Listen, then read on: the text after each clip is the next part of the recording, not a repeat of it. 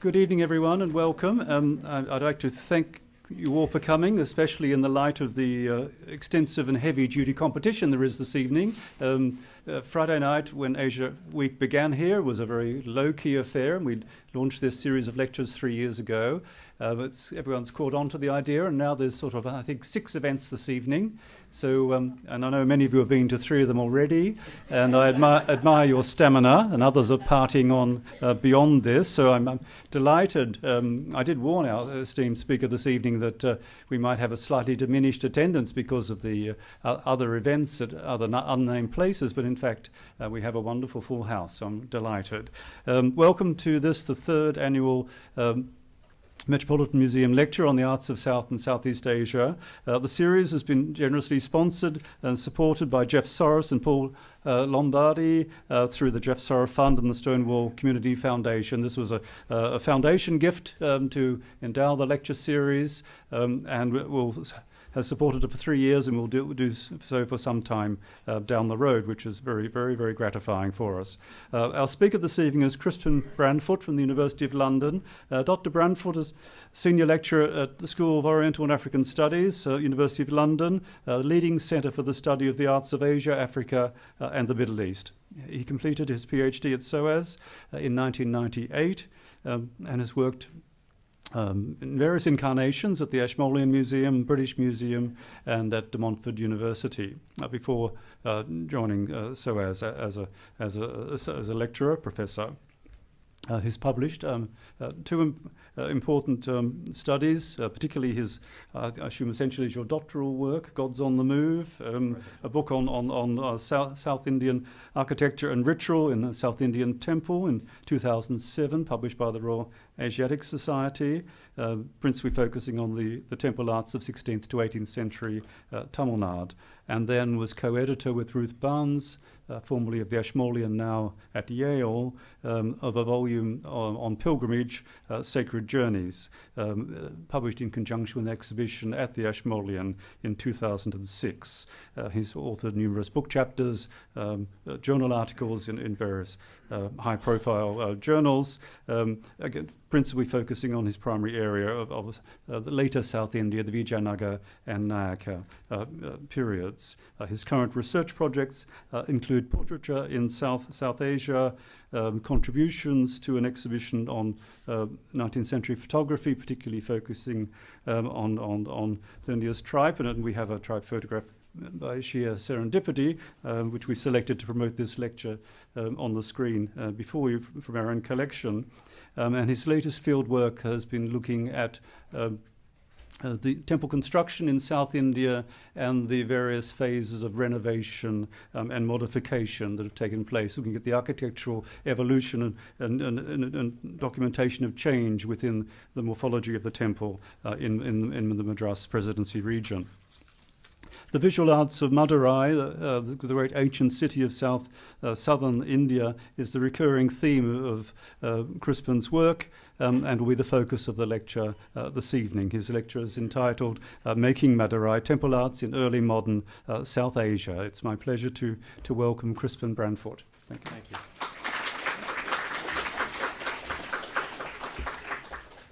John, thank you very much for inviting me, and well, given the competition of events that John alluded to, thank you very much for coming here.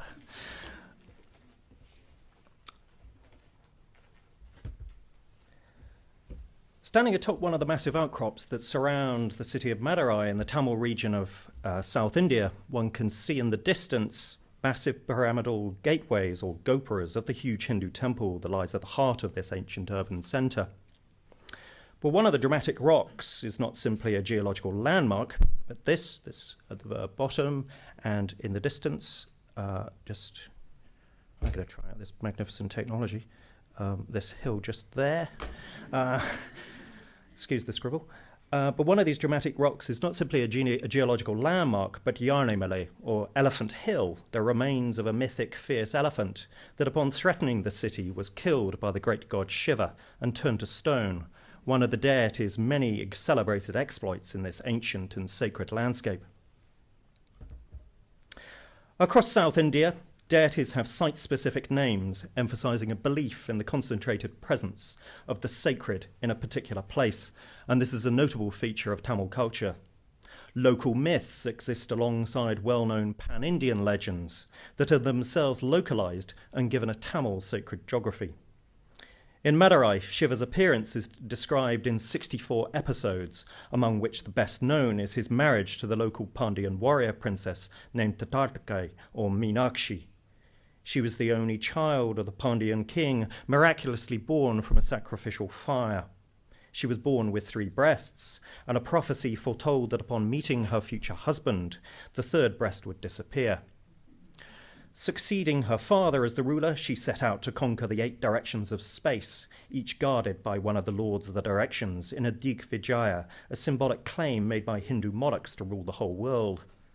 Upon finally reaching Mount Kailash, she was met by Shiva himself, whereupon her 3rd breast disappeared. She bowed before the great deity who agreed to marry her. And Shiva headed south, and Meenakshi and Shiva, in his form as Sundareshvara, the beautiful lord, were wed amid great celebrations, as we see here.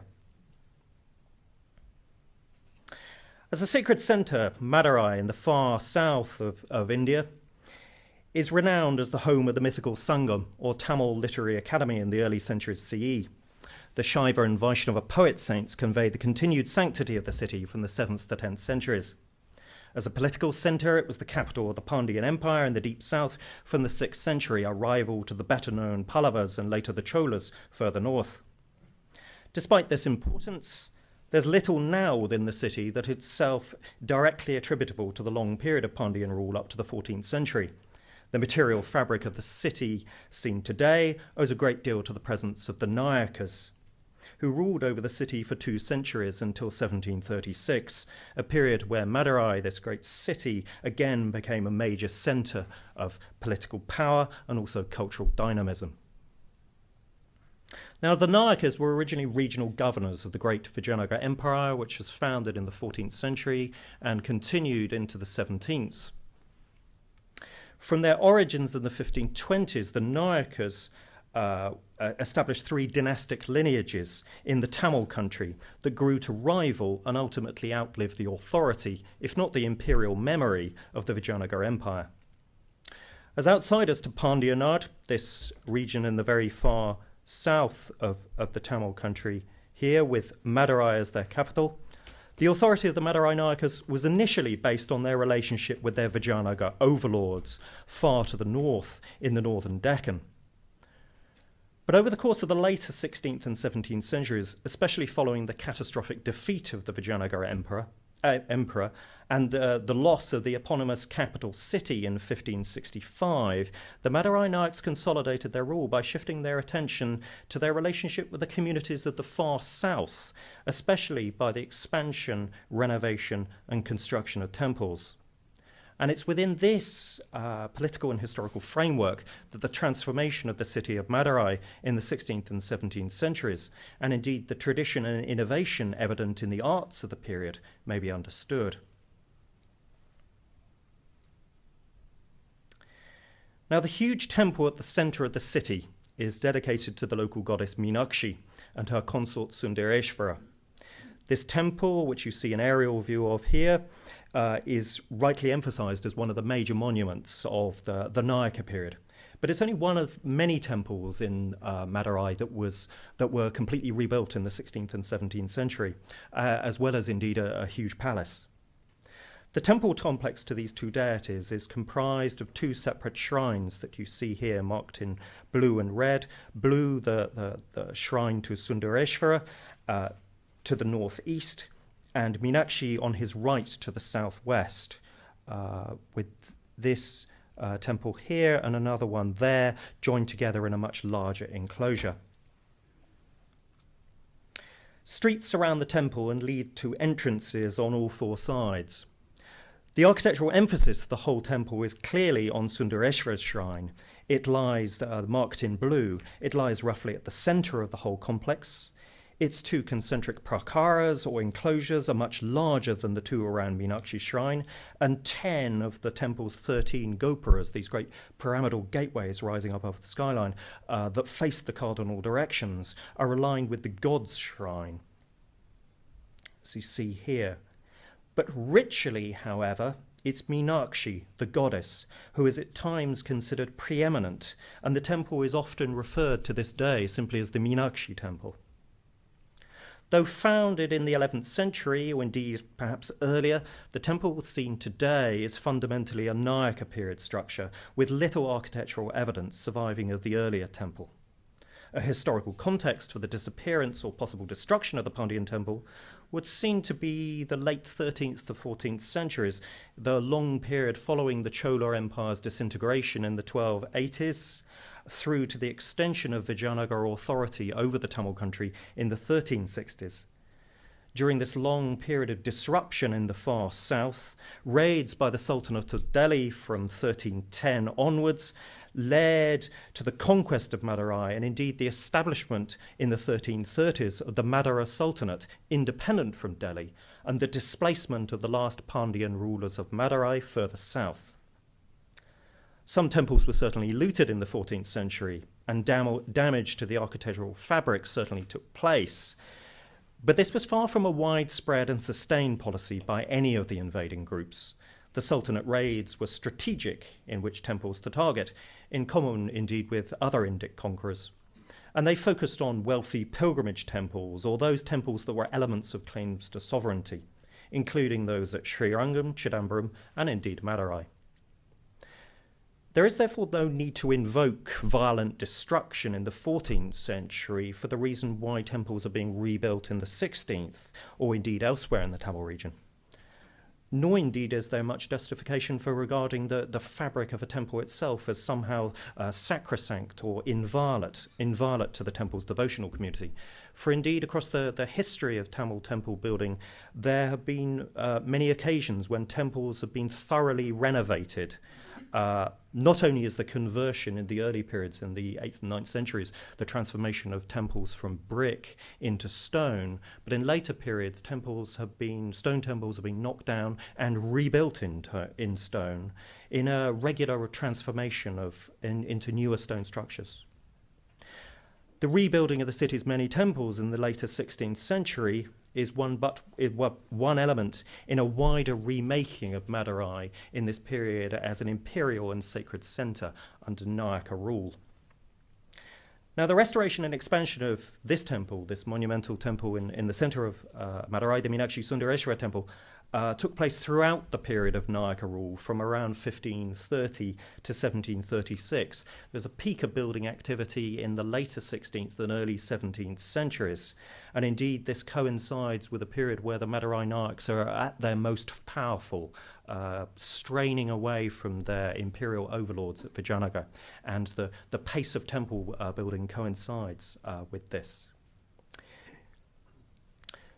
The reconstruction of the temple was often attributed to one particular Madurai Nayak, a chap, Tirumala Nayaka, who reigned from 1623 to 1659 and was a contemporary of the great Mughal Shah Jahan, much better known, of course, in North India.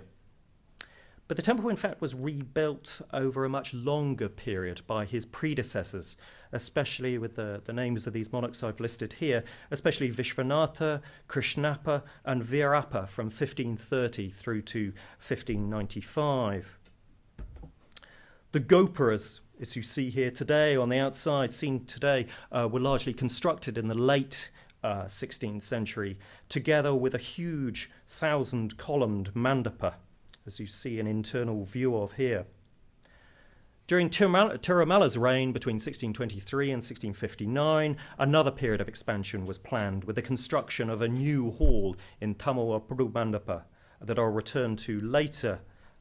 Seen here at the bottom, this is Linnaeus Tripe's photo from the 1850s, and the foundations on the near side of a massive new gopura, a massive new pyramidal gateway that remains unfinished, that served in both these elements that you see in the diagram at the top, this massive columned hall and the addition of this Raya Gopura at the top, served to re-emphasize the main east axis, focusing on Sundareshvara, the main god at the center of this temple. And indeed, this may have initiated an expansion of the temple with a planned further enclosure wall built to either side of this to make the whole temple clocks even bigger within the center of the city. The rebuilding of the Meenakshi Sundareshwara temple in the Nayaka period also resulted in the transformation of other temples in the city, including the major Vaishnava temple in the city in Madurai, the Kudo Araga temple, southwest of the centre, of which you see a view here today. Entering this temple today, one might anticipate finding an old structure dating to the 8th or 9th centuries, the period of the Sri Vaishnava poet saints and the early Pandyan rulers. But the Gopura, and indeed the monumental three-storied Vimana, this massive shrine, you could see someone walking just down here to give you a sense of scale of this huge shrine, are clearly of a later period, even if there had been a temple on the site for 700 or 800 years before. Tamil inscriptions on this building, dated in the 1540s and 50s, confirm what is clear from the Vimana's design, with its rich ornament and high-relief animals and birds. This is no early Pandyan temple, but a good example of late 16th century Nayaka period design. I point you here to that you can just about see here a high-relief cat holding a bird in its mouth, a rather wonderful inventiveness on the sculptors of this period, adding monkeys and lizards and birds unnecessarily to a temple, but it rather enlivens the surface when you look closely. Now, whilst the site on which this temple has been built is among the most sacred in the Tamil country, it's one of the 108 sacred Vaishnava sites celebrated by the Alvars, the poet saints of South India. This temple has been expanded, renovated, and indeed completely remodelled on several occasions over the past millennium, notably in the 16th century, when the temple, including its main shrine, was completely rebuilt. The renovated, or perhaps more accurately replaced, shrine does not replicate the older language of architecture. The design is not 9th or 10th century, but the site on which the temple was built is exactly the same. Two other structures elsewhere in the city were also built in the early 17th century. One at the top is the Vandiya Tapakulam, a huge water-filled tank for the annual festival of Meenakshi and Sundareshvara, where they are dragged around the tank and float on water. And this is them on this little floating temple here, and they are dragged clockwise around this water-filled tank. This massive structure created in the early 17th century purely for one day in the year when it's used for this great festival celebration. The rest of the year it's a place for cows to graze and for boys to play cricket. Also in the city at the bottom you see some slides of the massive 17th century temple also built in this period. Now the South Indian temple is a processional space for both devotees going into the temple, but also for deities coming out of the temple. Deities travel outside their shrines to visit their consort, or they go to meet other related deities, or indeed they take up residence in other temples or halls where they receive devotees. The distance travelled may be a few hundred metres within the temple's halls, or it may be 10 miles or more if the deity is going to visit a distant temple or indeed another sacred site. More modest linear processions until the 16th century up and down a straight road in front of the temple seem to have been superseded by the more widespread clockwise circumambulation of deities in procession in the Nayaka period.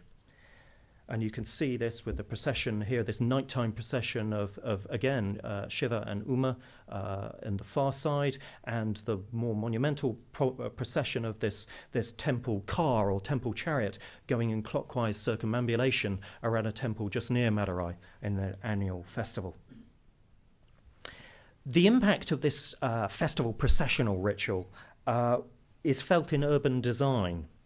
Cities in the South India increasingly came to be laid out with concentric processional streets in the form considered typical for South India, but in fact the product of a particular historic period. And this is clear in 18th century and later plans of Madurai, and indeed in some early 19th century paintings from the region, where, as you see here, a plan of the city with the temple at the centre, surrounded by these concentric streets where processions of the deity take place. But not, as I've just used the pen, going anti-clockwise, but going clockwise, always around the temple before going back in again. These processions, I mean, they take the whole day. They can take 2 days if they can't get these temple chariots that you see here to turn corners. They don't have steering. They have to use wedges and elephants and today tractors to pull them around. It takes time. They're big, they're heavy. All these people at the front are holding onto ropes, drag them around. They're major dramatic elements of the annual festival processions in this region. Now, the impact of this festival ritual is felt not only in urban design, in the use of the urban fabric of these great temple cities.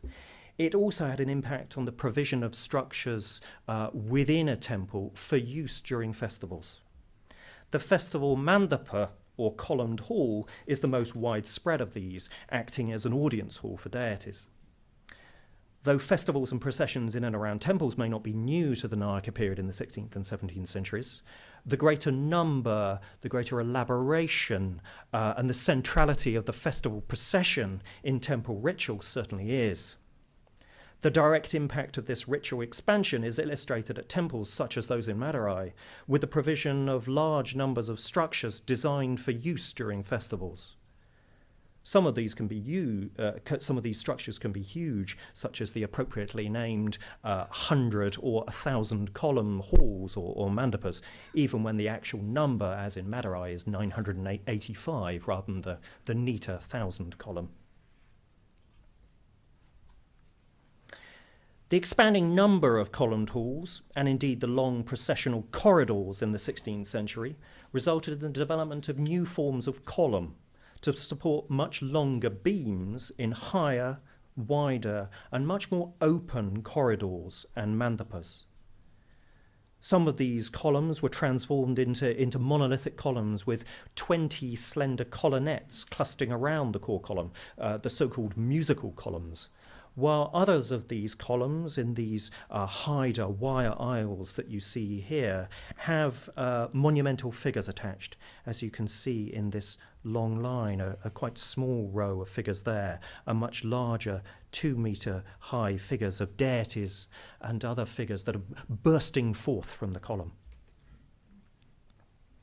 Now, the shift in mandapa design through the 16th and into the 17th century, from massed columns supporting low aisles with low ceilings and just sort of more constricted space in these buildings, to the widespread use of fewer composite columns with wider aisles and higher ceilings, is illustrated by the Puru Mandapa, or New Hall, in Madurai, built between 1626 and 1634 by Tirumala Nayaka.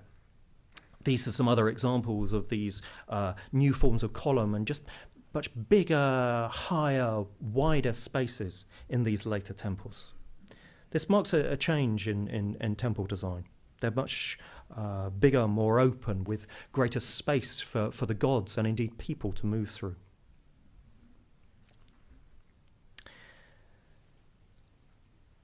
To illustrate this changing pattern of columned hall design, I want to focus on this one building, the Puru Mandapa, or New Hall, in Madurai, built between 1626 and 34 by Tirumala Nayaka. It measures around 100 metres by 25 metres wide, and it's one of the largest of these festival halls in Tamil Nadu. And unlike many other large mandapas with dense rows of columns, such as indeed Madurai's only 1,000-column hall, it's comparatively wide and open. From the 1560s, a greater number of temples included figural composite columns with rearing mythical animals, mounted warriors on horses, pan-Indian and indeed local deities, folk figures, and royal portraiture. The volume and variety of such elaborate column sculptures is greatest in the temples in southern Tamil Nadu. And in Madurai, in this example, in this one building alone, 34 of the 124 columns of the city's new hall have been transformed with new figural sculptures, of which you can see some examples along here at the front. 16 out of these 34 columns are double-sided. There's a figure on both sides of the column. And so of these 124 large columns, 50 have monumental figures attached on within the building. At each end are rearing mythical yalis. Go back one. Are rearing mythical yalis that you see here, and rearing horsemen rising it up at each end, dramatising the entrances on each side. And here's some pictures in the middle of one of these horsemen seen just here, and the central aisle down the middle with a row of portrait sculptures of kings inside that I'll come back to. Just to give you a sense of how big these figures are, that's a rather ghostly, shimmering image of myself standing next to one of these images, to give you a sense of just the monumentality of this huge columned hall.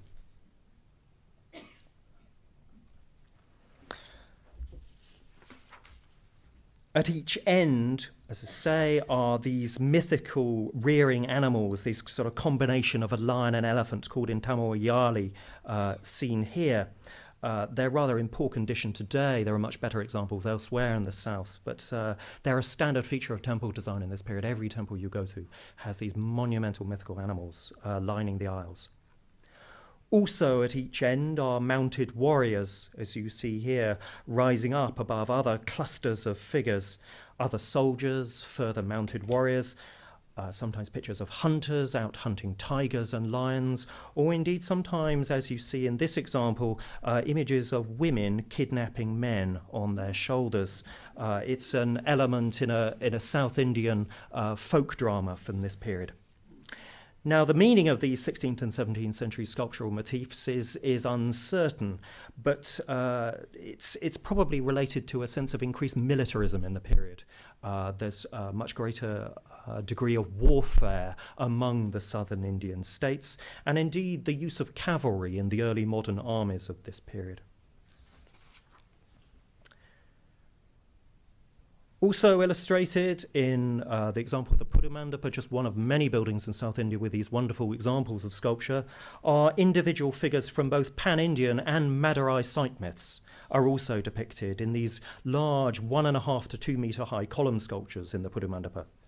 Amongst the depictions of deities known across India includes, as you see here, on my near side, Shiva sitting peacefully with Uma atop Mount Kailash above the kneeling 10-headed and 20-armed Ravana who's disturbing the divine couple on their mountain. Shiva just pushes down with his foot and pushes that deity back down again. On the other side, a pan-Indian image, but not one that you see that often, an image of Ekapardamurti with the torsos of Shiva, Brahma and Vishnu joined on just the single leg. But it's in Tirumala's new hall that the site myths of Madurai are given artistic prominence in the early 17th century, including the celebrated divine marriage. The wedding of Shiva and Uma, or Parvati as she's known in the north, is not new to this period, but it gained particular resonance in this city because of the emphasis on the divine marriage that we touched on at the beginning within the city's site myth, or Sthala Purana, and indeed the temple's festival ritual. The best-known place history of Madurai is the Tiruveliyada Puranam, written by Paranjoti in the early to mid-17th century, in which Shiva's appearance in the city is described in 64 episodes. As several scholars have noted, an important literary precedent for Paranjoti's work is a similarly titled Tamil text dated to the 12th or 13th centuries by Nambi, in which all 64 episodes appear for the first time.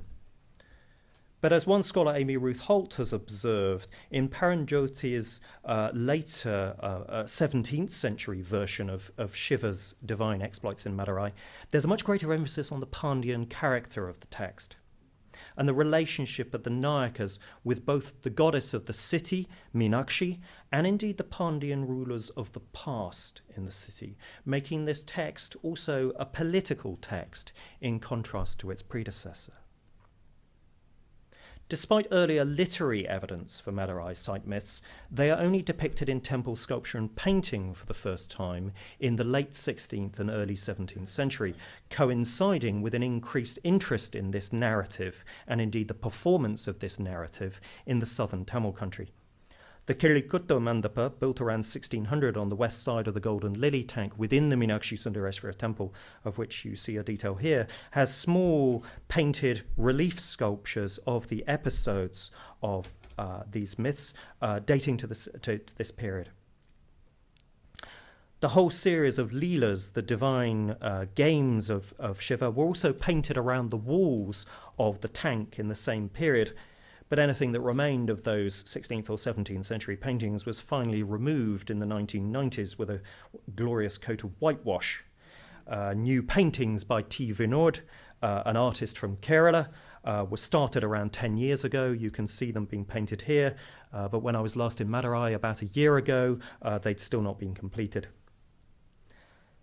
To return to the Pudu Mandapa, this great columned hill built by Tirumala Nayaka, among the huge sculpted columns in the Pudu Mandapa amongst the columns, a series of examples of Madurai site myths. Amongst these are images on my near side of Shiva in his local form as Sundareshwara, teaching a bird the Murtam Jaya mantra, a powerful mantra, a spell that gives strength to all of his species after performing ritual devotions. And on the far side, you see Shiva appearing as a siddha, miraculously feeding sugarcane to a stone elephant. And when I was looking at these pictures again, I was reminded again of how much I wish I could clean them, because they're really dusty. So I apologise for the state of the pictures. It's wonderful sculpture, just not in the best state. This sculpture, however, is of such an important myth in Madurai, the divine marriage of Meenakshi, the local Pandyan goddess, marrying Shiva in his local form as Sundareshwara, and it appears in much better condition. Here you have Sundareshwara on the near side taking the hand of Meenakshi, depicted smaller in the centre, and Meenakshi's brother, Vishnu, in his local form as the beautiful Lord, Araga, appears on the near side. So you have Vishnu, Shiva and Devi in one cluster with... in South India, Vishnu is considered to be the goddess's brother, and so Vishnu becomes Shiva's brother-in-law in the south. So you have this divine marriage. This large sculpture in a prominent and accessible location is the earliest major depiction of the divine marriage in Madurai. It was erected at precisely the period in which Tirumala Nayaka, this early 17th century monarch in South India, is credited with reorganising the festivals of the region to merge previously separate Shaiva and Vaishnava festivals and uniting their respective devotees around a common ritual and political centre in Madurai. It was also the period where Paranjyoti's Tiruvilayada Puranam was written and Shiva's divine games in Madurai, given a greater political resonance and indeed genealogy. Now, another form of column sculpture that became widespread in the Nayaka period and is well represented in Madurai and the surrounding region is the appearance of life-sized portrait sculpture in South Indian temples. I've seen well over 150 examples of life-size standing stone portraits of kings dating to the Nayaka period alone in the 16th and 17th centuries across the Tamil region. Images of kings in Nayaka period South India are found not only in stone and metal, but also in wall paintings, on textiles, and in miniature ivory carvings, both in relief and fully in the round. And here are just some examples of this. It's an image on the far side of Tirumala Nayaka, the builder of the Pudu Mandapa, appearing in another temple in the Madurai region at Aragokoil, just north.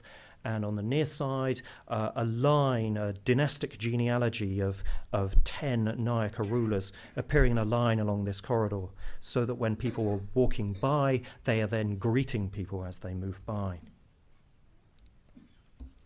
Here are some other examples of images of kings appearing in other media. On the far side, an ivory image carved fully in the round, and on the near side, the famous 17th century cloth painting from Madurai, or perhaps Tanjore, in the Musée Guimet in Paris. Though there are earlier precedents for the depiction of kings as devotees or donors both in South India and throughout India, their appearance seems to coincide in South India with India more broadly indeed, seems to coincide both with the arrival of Europeans and the development of Mughal court portraiture in northern India. But despite this, the prevalence of royal imagery and the greater sense of the individual king in the 16th century in South India is a notable contribution of the Nayaka period. In common with other South Asian portraiture, these Nayaka images engage with both the individual likeness and the conventional or the ideal in their representation of the Nayaka king as the Nayaka as king, as patron, as devotee. Now, the 10 portrait sculptures of Tirumala Nayaka and his 9 predecessors are located along the central aisle in the Pudu Mandapa, and they've long fascinated scholars and visitors to Madurai, and rightly so. Beside each one of these is between 1 and 4 attendant queens, all on a smaller scale to the kings. All but one of the figures seen here in this line are approximately life-sized, although the variation in height is partly accounted for by the different style and height of their headwear. Look at some more examples of these. Some have the small rounded cloth cap fitting tightly over their head. Others have the much taller, cloth kulai in the later 16th century examples. They all stand on high bases extending from the column, and thus they all stand above the viewer, hence the picture I showed you earlier to show you those kings looking down on me as I was viewing them. All the figures are barefooted, standing with their hands in a gesture of greeting or devotion, their palms placed together in front of their chest. Conspicuous consumption is a theme in the period's courtly literature, and the well-fed stomach of the image of Tirumala Nayaka and indeed other kings is rather fine, in common with many other contemporary portrait sculptures of this and other rulers. The elite status of these figures is suggested by the rich depiction of clothing and jewellery. The detail of ornament, particularly of textile patterns in delicate relief, is very finely executed on these and other figures. These figures were not wearing plain fabric, but embroidered or printed patterned cloths, the production of which southern India was well known for in the 16th century and later. The elaborate decoration depicts small birds amid swirling vegetation, a design familiar from surviving textile fragments from this and later periods, suggesting that the sculptors were keen to represent actual textiles, and such sculpture indeed provides a valuable dated reference point for the history of South Indian design.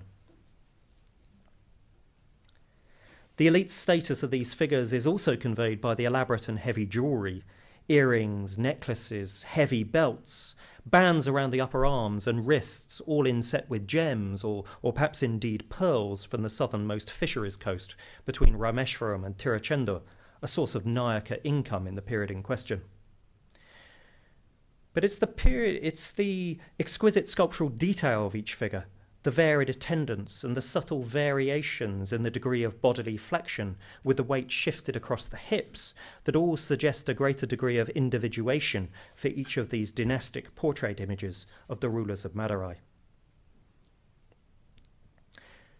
Now, the construction and the design of this monumental festival hall in around 1630 indicates that Tirumala Nayaka wanted his permanent presence to be displayed in a prominent and accessible place within this temple, alongside a genealogical series of life-size representations of his Nayaka predecessors, and indeed the various appearances of Shiva in the surrounding landscape. Though it appears to be a corridor into this great temple, as this mid-19th century photograph suggests, this structure is a festival hall, built for the temporary residence of Meenakshi and Sundareshvara.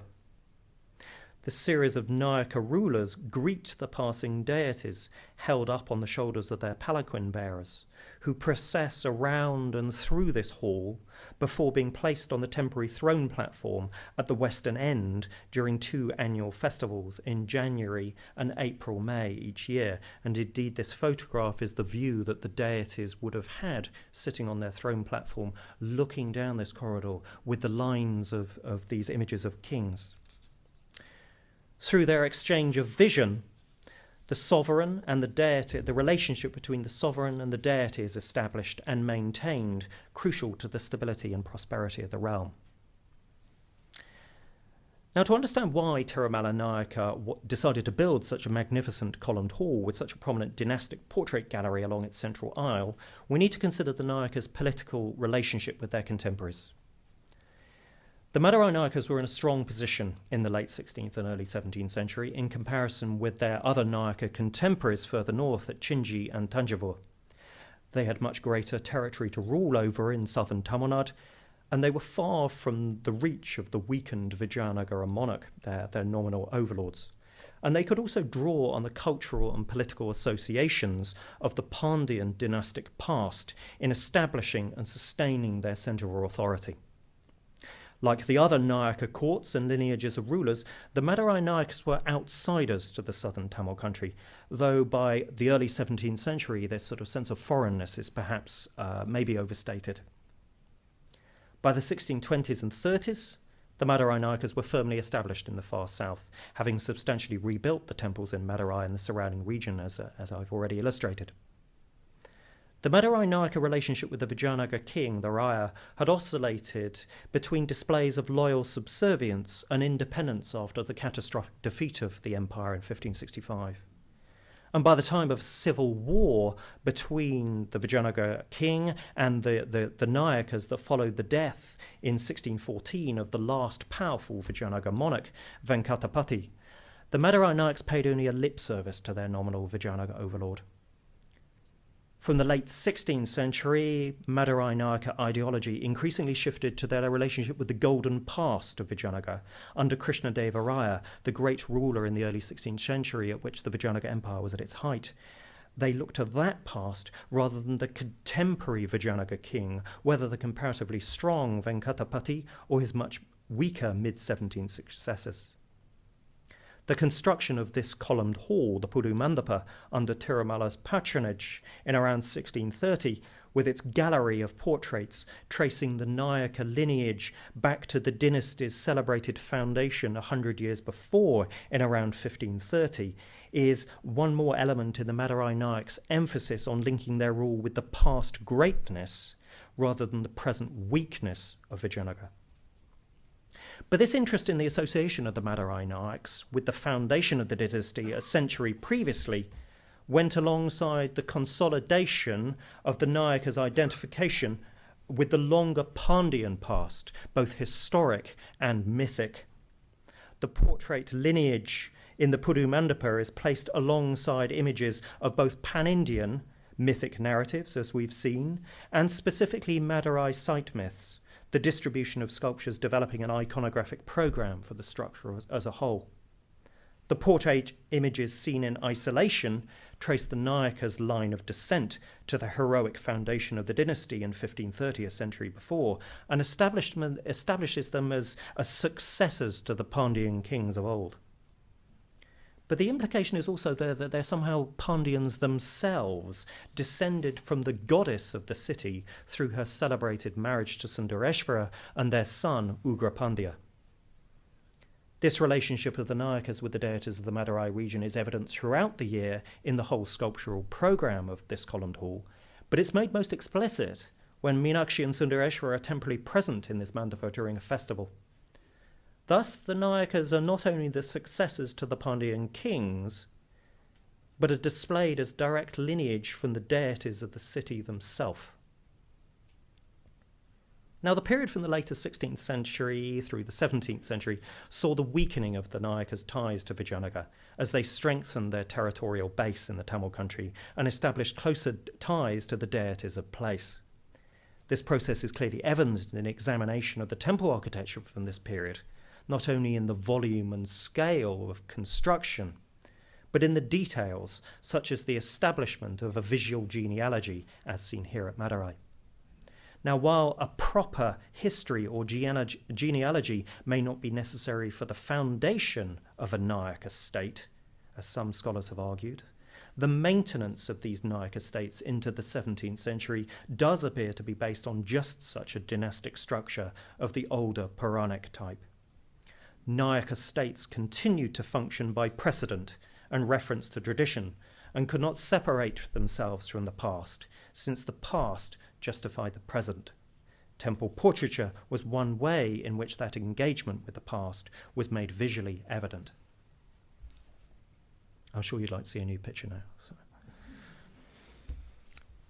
Now, the greater prominence of the divine marriage theme in public ritual, in literature, and also in art in 17th century Madurai, and their relationship between the Nayaka rulers and the deities of the city is also evident in a ceiling painting beside the golden lily tank, the water-filled ritual tank that you could just see here at the bottom of this picture within the Meenakshi Sundareshwara temple. There's this little columned hall overlooking the tank here, and on the ceiling of this little temple, if you crick your neck and look straight up, there's a view that you see in the bottom corner of this, again, the divine marriage of Sundareshwara here in white to Meenakshi with Alaga, Vishnu with the blue skin. From the earliest stone structures of the 7th century, the temples of southern India have been ornamented with paintings, but few substantial examples of paintings have survived before the 16th century. The ceiling painting in Madurai depicts the divine marriage of Sundareshwara and his goddess bride Meenakshi, whilst her brother Vishnu, known locally as Alaga, again pours water over the joined hands. On the occasion of his marriage, Shiva has abandoned his ascetic paraphernalia and changed into the garb of a married monarch, wearing a jewelled crown, fine clothes and ornaments. In his two upper hands, he holds the usual deer and axe on the far side. In his lower left hand, he holds the sengol, a scepter of authority, while his right hand is placed in the palm of his bride. Meenakshi is depicted with distinctive green skin and is smaller than her lord, with only 2 arms, and she looks shyly downwards in profile. On either side of this central group are 10 goddesses on the left, who include Lakshmi, Saraswati and Rati, the goddess of love, and on the right-hand side, the bull-headed Nandikeshwara, with the 8 Dikpalas, the guardians of the directions of space, who were defeated by Meenakshi before she met Shiva. Further panels around the border of this central painting depict this world conquest of Meenakshi before she married Shiva and came home to Madurai. As with most Nayaka period painting, figures are clearly defined with fluid black lines against a plain coloured background. Though animated with a limited palette of colours, red, blue, green, white, brown, there's a great attention to the detailed depiction of dress and jewellery. There is, however, a striking absence of depth and volume to individual figures, with no attempt at shading, of modelling or perspective. Instead, a sense of volume is conveyed by overlapping groups of figures. This is in contrast to contemporary Tamil temple sculpture in stone, which demonstrates a much greater emphasis on the 3-dimensional volume of figures, seen most dramatically in the striking column sculptures that line many temple corridors that I discussed earlier. The whole scene is framed by 3 cusped arches with garlands hanging from the arches. This is a design familiar from cloth paintings from the Tamil region that have been dated to this period, such as this wonderful cloth painting in Paris I showed you a detail of earlier. Also over this scene, the 3 pairs of chubby flying celestials who shower flower petals on the group suggest some similarity with European putti figures in this period. Now, the assimilation of European visual conventions into traditional South Indian temple painting, or indeed the development of portraiture, whilst limited, is not inconceivable in this period. The Portuguese had arrived on the southern Tamil coast in 1507, and following the conversion of the Parava community in the 1530s on the fisheries coast in the far south of Tamil Nadu, between Rameshwaram and the southernmost tip, a region long famous for its pearl fisheries. Many churches and smaller shrines were established in this region, including, just for a change of tone, this magnificent Our Lady of Snows church in Tuticorin, built in 1582. But missionaries and the converted population also travelled inland to the major temple cities in this period, including Madurai, where there was at least one church from 1598. Writing in 1599 from Goa, Father Nicola Pimenta noted, "We have in the town a church which is neither beautiful nor rich, nor adorned with towers or gilded pinnacles, as are the temples of the idols, but it is neat and inspires devotion." Madurai was also home to the famous Italian Jesuit Roberto de Nobili in the early 17th century, who is credited with converting some higher-classed Hindus. And European contact with the Nayaka court and indeed the Tamil communities also occurred through diplomatic and trading missions in the 17th centuries. By the middle of the 17th century, the Dutch East India Company had replaced the Portuguese on the Tamil coast, and from 1645, Dutch embassies and trading missions journeyed to the Nayak court, bringing valuable presents and exotic curiosities to members of the Nayaka court. These included elephants, Persian horses, Bengal and Persian silks and textiles, sandalwood, rosewater, myriad types of fine spices, as well as curiosities such as exotic birds and animals, and European manufactures including various types of pistols and matchlocks, glasses and glass mirrors. Much research remains to be conducted on Nayaka material culture from the rich European sources of this period in South India. And indeed also of interest would be the South Indian response to the circulation of such gifts, exotica and European visual culture in the manner of those recorded for the Mughal court in the North India, and much of this remains to be examined.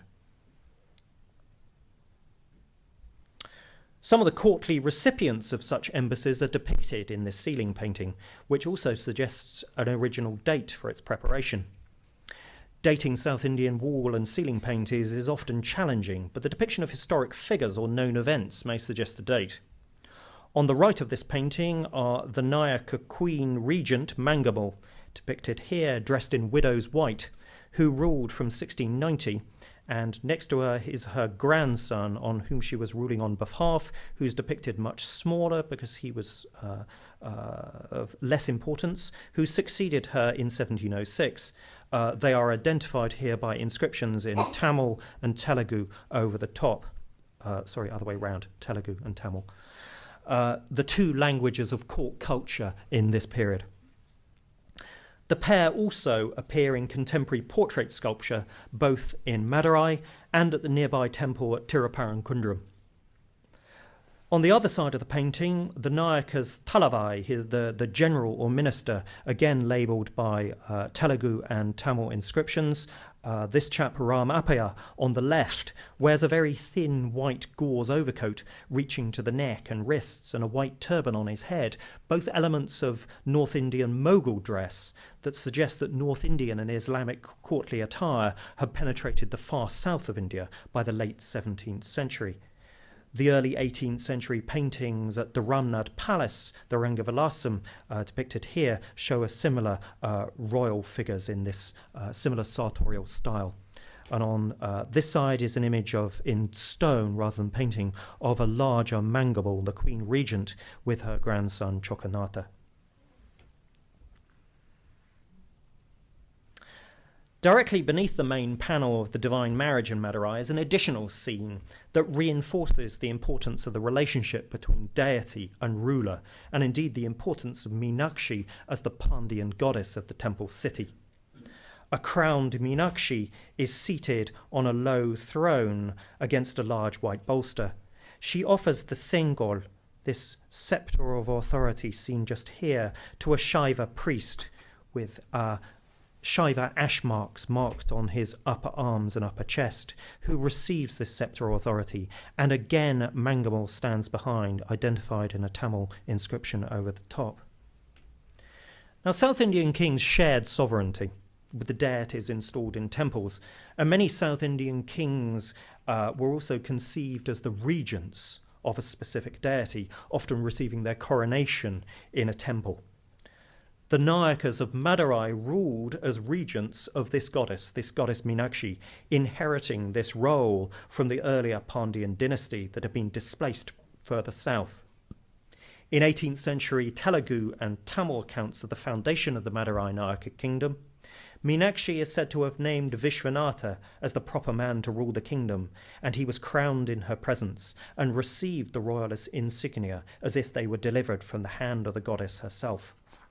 The same practice continued in Tirumala's reign a century later. And so with its three scenes in this ceiling painting, the celebration of the divine marriage, the surrounding conquest of the directions of space by Meenakshi, and beneath it, the goddess's relationship with her earthly regents, the Nayakas, the ceiling painting as a whole is a visual depiction of both an annual festival, the wedding festival that takes place every year in Madurai in April-May, and also an eternal event rooted in the sacred and political centre of Madurai. Mangamal, regent for her grandson Chokanatha, was seen to be present at both occasions, as her Nayaka predecessors had been. Now, in the late 11th century, the Madurai Nayaks were under pressure from all sides, the time in which this painting was made. The Nayaka court at Tanjavur further north had fallen to the expansionist Marathas in 1674. The Madurai Nayaka's territory in Kongunad to the northwest had fallen to the Wadiyars of Mysore in southern Karnataka, and the Setupati of Ramnad guarding the causeway to Rameshwaram to the southeast was now anything but subservient. From further afield, the Mughal Empire under Aurangzeb was at its greater extent, and closer at home, the economic and missionary influence of Europeans, especially the Dutch East India Company in the late 17th century, posed a challenge to the authority of the Nayaka court. And thus, at a moment of dynamic cultural and political change in South India, this ceiling painting in the Meenakshi Sundareshwara temple is one element in the emphatic definition and conservative presentation of a traditional mode of authority and the relationship of deity and royal devotee. To conclude, far from being in an era of stagnant late medieval culture at the tail end of the Vijayanagar Empire, whose cultural vitality is now acknowledged, the Nayaka period in the Tamil country is a dynamic cultural period in its own right, seen in the great expansion of temple construction and indeed in new artistic forms. This is seen across the Tamil region, but no better than the city of Madurai that was transformed under the rule of the Nayakas into the city sketched, painted, photographed by European visitors in the 19th century and indeed largely seen today. Thank you.